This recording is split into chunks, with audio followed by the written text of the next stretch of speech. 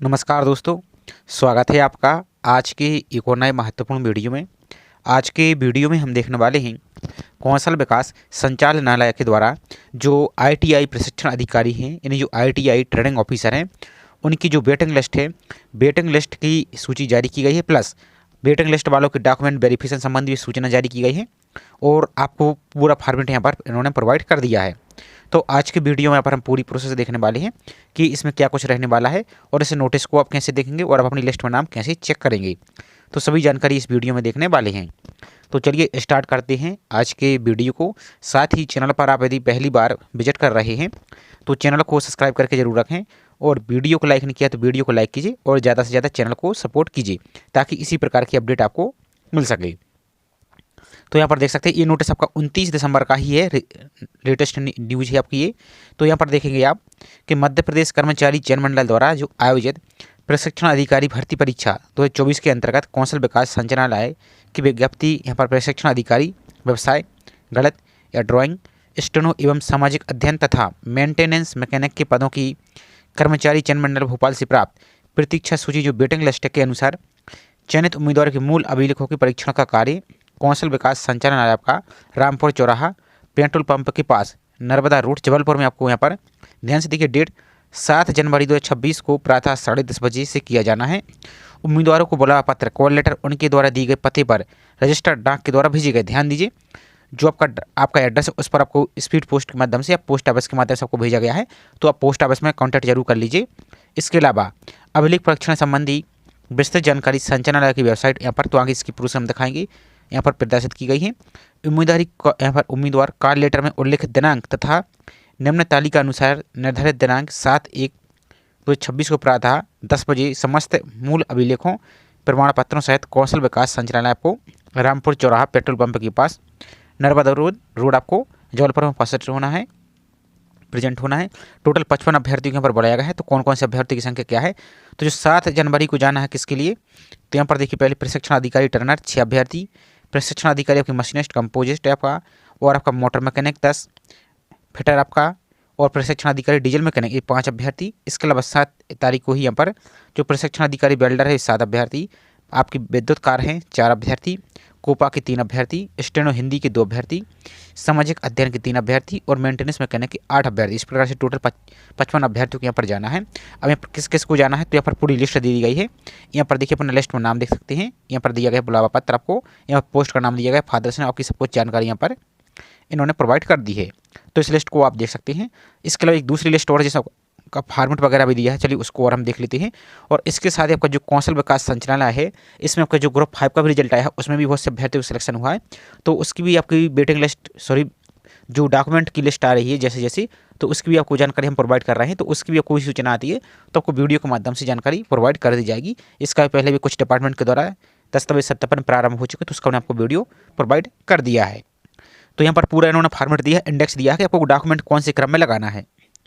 तो दस्तावेज सत्यापन हेतु अभिलेखों का क्रम, तो कृपया दस्तावेज सत्यापन हेतु अभिलेखों की स्व प्रमाणित फोटोकॉपी निम्नानुसार क्रम में आवेदन के साथ संलग्न करें एवं प्रत्येक संलग्न पर पृष्ठ क्रमांक अंकित करें। 2 सेट में आपको 2 सेट लेके जाना है तथा सत्यापन हेतु दस्तावेज भी उपरोक्त क्रम में ही प्रस्तुत करें। तो यहाँ पर देखिए दस्तावेजों का विवरण, तो सबसे पहले यहाँ पर इंडेक्स रहेगा, इसका पूर्णतः भरा हुआ एवं फोटो चस्पा सहित आवेदन पत्र जो आपका फॉर्म है आगे आपको दिखा देते हैं हम, वो रहेगा 2 से 3 यहाँ पर। इसके बाद पीईबी की परीक्षा परिणाम का प्रिंट, जो आपका रिजल्ट आया था जिसमें आपका वेटिंग लिस्ट या नाम दिया था वो आप देखें, वो आपको उसका प्रिंट आउट लेके जाना है। यहाँ पर देखिए पेज नंबर 4। इसके अलावा एक से अधिक पदों पर चयनित उम्मीदवार द्वारा किसी एक पद पर अपनी सहमति तथा अन्य पदों से अपनी उम्मीदवारी समाप्त किए जाने हेतु शपथ पत्र लेके जाना है। तो किसी एक पोस्ट के लिए आपको यहाँ पर एक्सेप्ट करना होगा। इसके अलावा रोजगार पंजीयन क्रमांक, आपका जो रोजगार पंजीयन क्रमांक वो लेके जाएंगे, यहाँ पर क्रम में आपको इसी प्रकार से लगाया जाएगा, जैसे यहाँ पर 4 नंबर पर, ये 5 पर, ये 6 पर, इस प्रकार से आपको भरना है। हाई स्कूल की यानी 10वीं की अंक सूची, आपको हायर सेकेंडरी 12th की अंक सूची और अन्य उच्च शिक्षा योग्यता का प्रमाण पत्र, जैसे ग्रेजुएशन पास हैं, आप पोस्ट ग्रेजुएट हैं, तो जो भी आपके पास है वो आपको लेके जाना है। इसके अलावा आईटीआई उत्तीर्ण अंक सूची एवं प्रमाण पत्र, तो जो आपकी आईटीआई की मार्कशीट है और आपका जो प्रमाण पत्र सर्टिफिकेट है वो आपको लेके जाना है, इसी क्रम में लगाना है। नेक्स्ट डिप्लोमा या डिग्री के समस्त सेमेस्टर की अंतिम से प्रथम की अंक सूची और डिप्लोमा डिग्री ये भी आपको लेके जाना है, इसी क्रम में आपको लगाना है। इसके अलावा सक्षम अधिकारी द्वारा जारी जाति प्रमाण पत्र ये भी आपको लेके जाना है। नेक्स्ट सक्षम अधिकारी द्वारा जारी मूल निवास प्रमाण पत्र है, ये भी आपको लेके जाना है।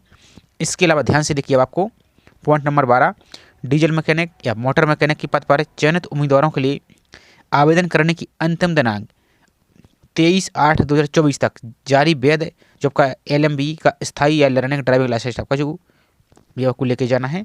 इसके अलावा नेक्स्ट है निःशक्तजन उम्मीदवार विकलांगता के आधार पर पद के कृत्यों के संबंध में उपनिदेशक पुनर्वास महानिदेशालय रोजगार एवं प्रशिक्षण विकलांग पुनर्वास जो केंद्र है नेपियर टाउन जबलपुर से जारी उपयुक्त प्रमाण पत्र भी आपको यहाँ पर लगेगा। इसके अलावा शासकीय या अर्धशासकीय संस्था कार्यालयों में कार्यरत उम्मीदवारों अपने कार्यालय या विभाग का NOC प्रमाण पत्र लेके जाना है। तो ये किसके लिए, यदि जो पहले से किसी संस्था में या गवर्नमेंट जॉब में कार्यरत हैं तो उनके लिए आपको NOC लेके जाना है। भूतपूर्व सैनिक उम्मीदवार हेतु भूतपूर्व सैनिक होने संबंधी प्रमाण पत्र भी आपको लेके जाना है। इसके अलावा जो विवाहित होने की स्थिति में विवाह प्रमाण पत्र लेके जाना है, शपथ पत्र लेके जाना है जैसे विवाह की दिनांक का उल्लेख हो, और शपथ पत्र महिला उम्मीदवार विवाह के पश्चात नाम या सरनेम परिवर्तन का भी उल्लेख आपको करना है कि इसमें क्या कुछ आपका चेंज हुआ है। इसके अलावा बच्चा होने की स्थिति में बच्चों के जन्म प्रमाण पत्र या शपथ पत्र जिसमें बच्चों की संख्या एवं बच्चों की जन्म दिनांक का उल्लेख होना यहाँ पर चाहिए। इसके अलावा अन्य प्रमाण पत्र यदि कोई अब लेके जाना चाहते तो वो लेकर सकते हैं। इसके अलावा नोट, उम्मीदवार एक ही शपथ पत्र पर उपरोक्त बिंदुओं में से जो भी लागू हो प्रस्तुत कर सकते हैं। तो आपको क्या करना है, जैसे आपके ऊपर आप एक शपथ पत्र बनवा सकते हो, उसमें आपकी सभी जानकारी आपकी जो यहाँ पर है सभी को एक ही अब उसमें फॉर्मेट में आप इसी एक ही पेज में आप लिखवा सकते हैं। ऐसा काम आप यहाँ पर कर सकते हैं। अभी आपको यहाँ पर फॉर्मेट दिया है तो यहाँ पर एप्लीकेंट फुल सिग्नेचर आपको सिग्नेचर करना है, यहाँ पर अपना फुल नाम लिखना है, यहाँ पर डेट लिखेंगे, यहाँ पर प्लेस लिखेंगे। इसके अलावा देखिए एप्लीकेशन जो बायोडाटा है आपको एप्लीकेशन फॉर्म इंग्लिश में ही फिल करना है। और ध्यान दीजिए सभी जानकारी आपको कैपिटल लेटर यानी अंग्रेजी के जो बड़े अक्षर है उसमें ही आपको फिल करना है। तो यहाँ पर देखिए, तो यहाँ पर एक तो आपकी फोटो लगेगी। इसके अलावा जी आपको यहाँ पर रहेगा बाकी आवेदित पद का नाम, आपका किस पोस्ट के सिलेक्शन हुआ है वो पद का नाम लिखेंगे, चयनित व्यवसाय या ट्रेड का नाम लिखेंगे, किस ट्रेड से आपका तहत हुआ है वो, आवेदक का नाम हिंदी में, यहाँ पर आप हिंदी में फिल करेंगे, यहाँ पर फर्स्ट नेम फिल करेंगे, इस वाले बॉक्स में फर्स्ट नेम फिल करेंगे। कैसे फिल करेंगे, तो एक एक बॉक्स में आपको फिल करना है। जैसे मान लीजिए आपका नाम है अजय, तो इसमें E फिल करेंगे इस वाले बॉक्स में, इसमें G फिल करेंगे, इसमें E फिल करेंगे, इसमें Y फिल करेंगे। इस प्रकार से फिल करना है। यदि आपका मिडिल नेम है जैसे कुमार तो K फिल करेंगे, U पर फिल करेंगे, इस प्रकार से फिल करेंगे। यदि नहीं है मार्कशीट में मिडिल नेम तो उसको खाली छोड़ देंगे। आपका मार्कशीट में सरनेम लिखा है तो सरनेम भी यहाँ पर आप इस प्रकार से फिल करेंगे। इसके बाद अपने फादर से नेम फिल करेंगे, तो एक एक वर्ड आपको एक एक बॉक्स में यहाँ पर फिल करना है। इसके अलावा मदर्स नेम, तो जो आपकी 10th की सर्टिफिकेट में लिखा है वैसा ही आपको फिल करना है। इसी क्रम में आपकी डेट ऑफ बर्थ फिल करेंगे। डेट ऑफ बर्थ कैसे फिल करेंगे, यहाँ पर डेट रहेगी। जैसे आपकी डेट ऑफ बर्थ है 1 मार्च 1999, तो यहाँ पर करेंगे 01 ऐसे फिल करेंगे मार्च 1 मार्च, तो 1 यहाँ पर करेंगे 01 1 मार्च 03 आपका 1999, इस प्रकार से फिल करना है। यहाँ पर आपका डे आएगा, यहाँ पर आपका मंथ आएगा और यहाँ पर आपको ईयर फिल करेंगे। यहाँ पर जेंडर मेल है तो मेल यहाँ पर, और फीमेल है तो फीमेल, इस प्रकार से फिल करेंगे। बाकी आपको डेट ऑफ बर्थ बर्ड में फिल करेंगे आप, तो आपकी डेट ऑफ बर्थ जो भी है यहाँ पर फिल करेंगे।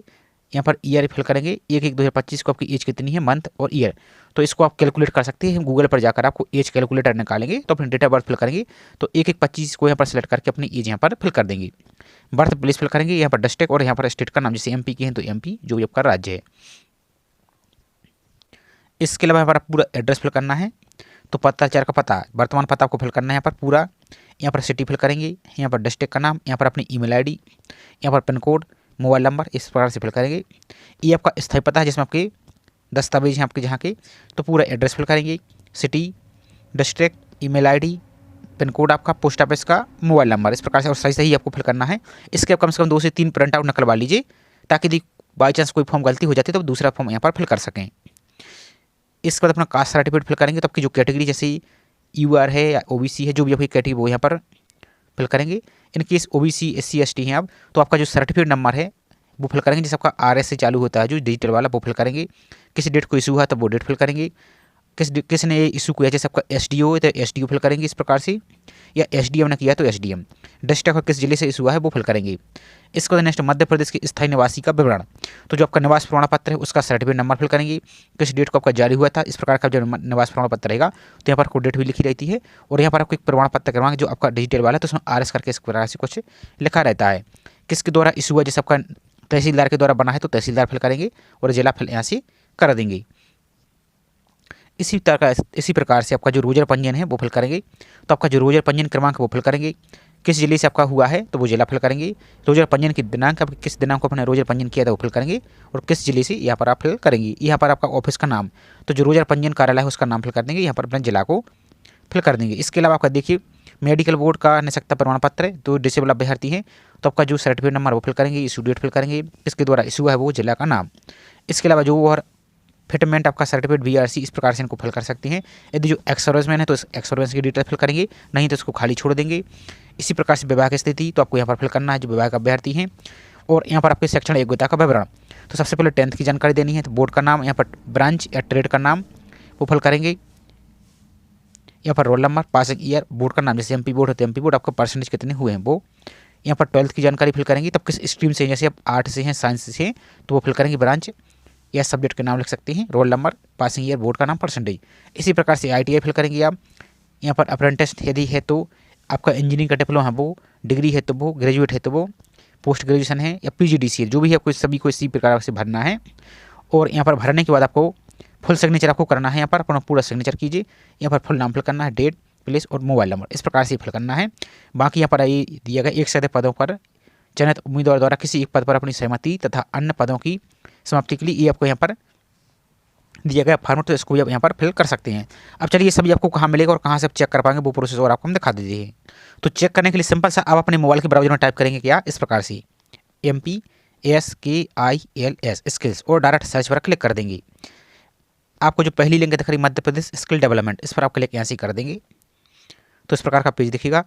इसको आपको कट कर देना है, कोई इस प्रकार का पॉपअप आ रहा है। यहाँ पर नीचे को आएंगे तो यहाँ पर नीचे को आ जाइए, यहाँ पर इसको हम ब्लॉक कर देते हैं। यहाँ पर थोड़ा सा और आइए तो यहाँ पर देखिए आपको नोटिस दिया गया है, दस्तावेज सत्यापन हेतु अभिलेखों का विक्रम, तो इस पर क्लिक करेंगे तो इस प्रकार से पेज आएगा। देखिए आपकी 29 तारीख की अपडेट है, यहाँ पर देखिए। तो इस PDF पर क्लिक करेंगे तो आपका जो इंडेक्स दिया वो आपको डाउनलोड हो जाएगा। इसके बाद बैक आ जाएंगे, इसका जो सेकंड लिंक दिख रही है इसमें आपकी पूरी लिस्ट मिल जाएगी, तो इसको क्लिक करेंगे आप इस प्रकार से। तो इसकी भी PDF को इसी प्रकार से आप डाउनलोड करके देख सकते हो, और आपको जो डेट दी गई है उसी डेट पर आपको हर हाल में पहुँच जाना है। तो ये छोटी सी इन्फॉर्मेशन थी, आई होप जानकारी पसंद आई तो वीडियो को लाइक कीजिए, और चैनल को अभी तक सब्सक्राइब नहीं किया है तो चैनल को सब्सक्राइब करके जरूर रखें इसी प्रकार की रेगुलर अपडेट पाने के लिए। तो चलिए मिलते हैं इसी तरीके से एक और नई जानकारी के साथ। जय हिंद।